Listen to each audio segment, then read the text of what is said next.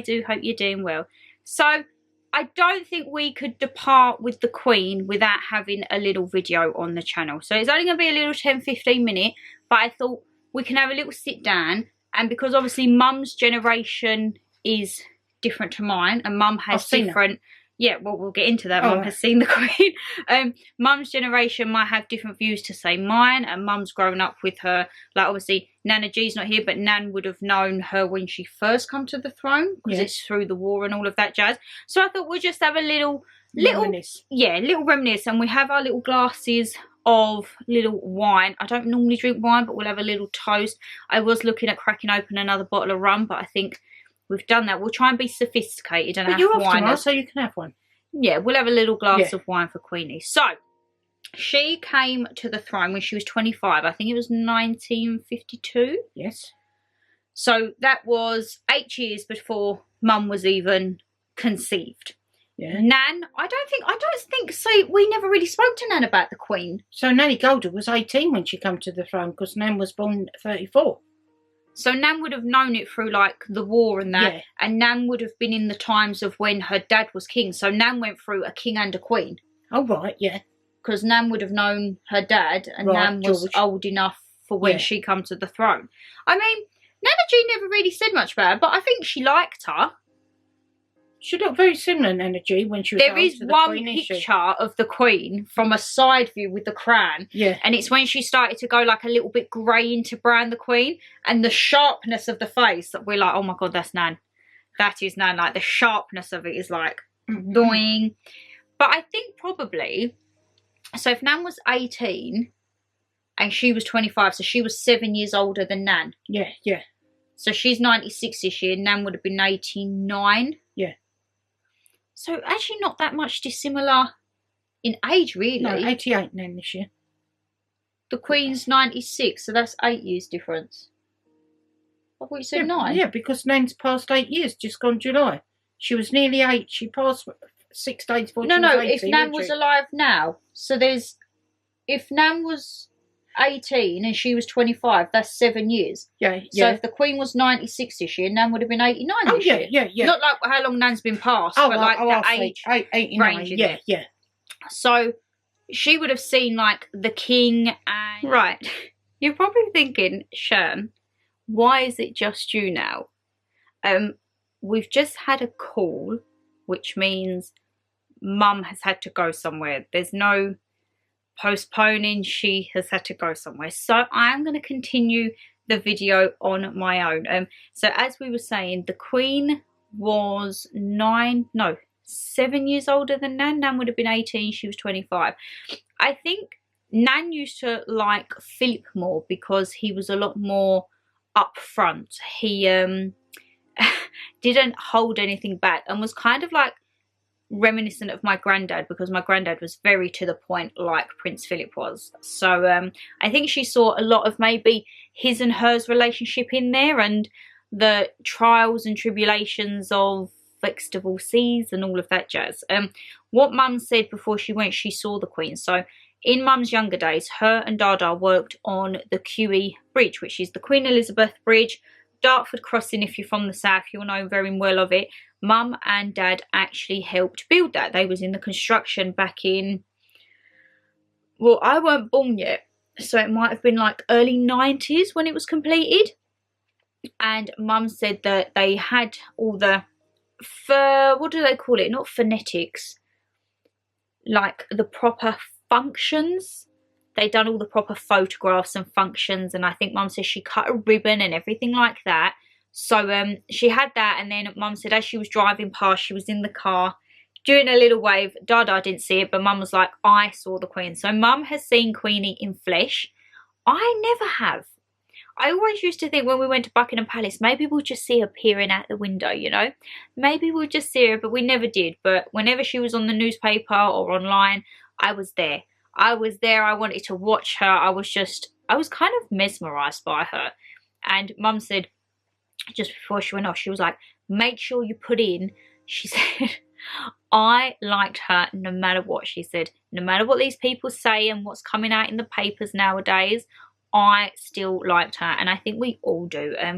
There's been very horrible comments about her and the family since her passing, and people trying to say horrible things that I think maybe they need to get a little bit more knowledge on. I'm not going to go into, but yeah, there's been some things come out, and I just think, oh, just educate yourself sometimes a bit more, and maybe you wouldn't feel like that, or if you may still feel like it, but at least you would have the knowledge of the situation that you're speaking about. But yeah, Queenie, how can I describe Queenie?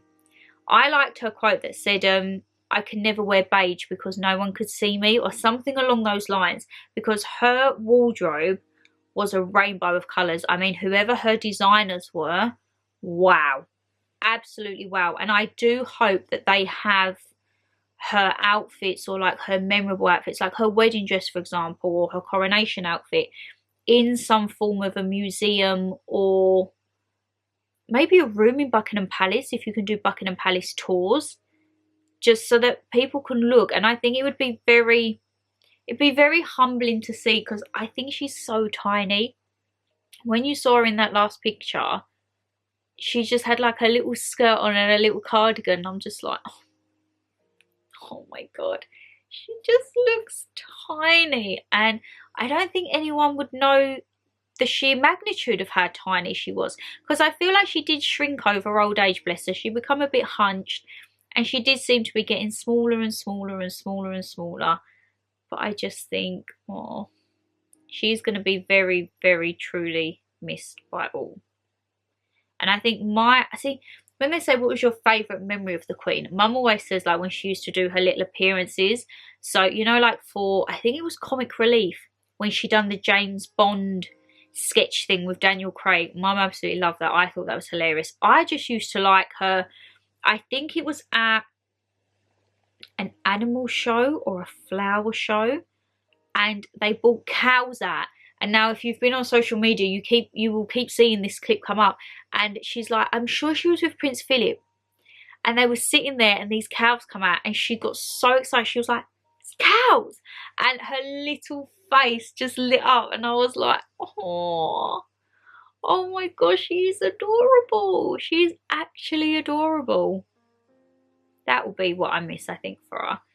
And I said to Mum, I said, like, how are we gonna remember her? Because obviously Charles now is the king, but you don't want the Queen to be forgotten, because she is something that is a constant figure in people's life. And we've both agreed that we're really gonna miss her Christmas speeches. That's gonna be one thing that just, you know, it's very sad, isn't it? You can tell how sad it is. I'm sitting here fidgeting with a hairband tie, because it's not a nice situation, and it's not a nice video to do, to be perfectly honest.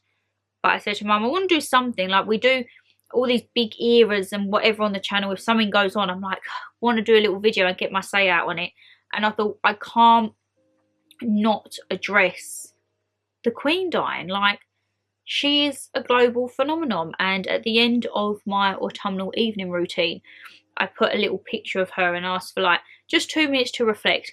If you want to be silent, silent. If not, not. But I put a 2-minute reflection at the end of it. And I hope that people do reflect in her time, for like her struggles and her woes, but also her triumphs and successes, because in amongst being a mum, raising 4 children, being a grandmother, a great-grandmother, being a wife, she was a queen above all. And I would say, if you don't know much about the royal family and you have Netflix, please watch The Crown. Please, please, please. You have to take it with a bit of pinch of salt, but I think it is pretty much to the percent of how it would have been for her, which is very sad. And everyone seems to think, oh, being a royal is so easy, but I think I would rather stick with my life than be a royal, because there's so many limitations that stuff they can do, stuff they can't do. And obviously we're seeing that now with the break of Harry away from the royal family, and he's kind of opening the can on what you can and can't do in there, and what problems are within the families of which you just kind of turn a blind eye to. So yeah, I think it's going to be, I think, right, the next, should we say 5 to 10 years, I think could potentially be a huge change in the UK. I'm hoping for the better. I really do hope for the better. But I feel like there's a big change coming. I don't know whether that be through Charles or the new Prime Minister. There's change coming. I can just feel it, you know. But as I say, I don't want to drag this video on. I just wanted to have a little catch up. And as I say, Mama G, she has had to go. She does apologise profusely, but you will see her very, very soon. But Queenie, I don't drink wine, but I'm going to try and be sophisticated for you, all right? If you did enjoy the video, guys, you know what to do. Hit that thumbs up, subscribe down below. And as I say, leave me a comment. What is your favourite memory of the Queen? Do you remember, are you of the age when you remember her coming to the throne? Are you maybe my generation and you've just kind of known her as the Nan growing up? Have you ever met her? Please do let me know if you've met her, because wow.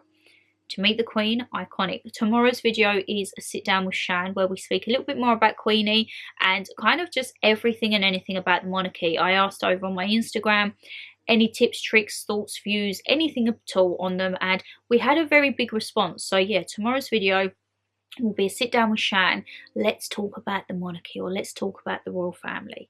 But yes, take care, stay safe as always, and Queenie, oh, sleep tight, Queenie, okay? This one's for you.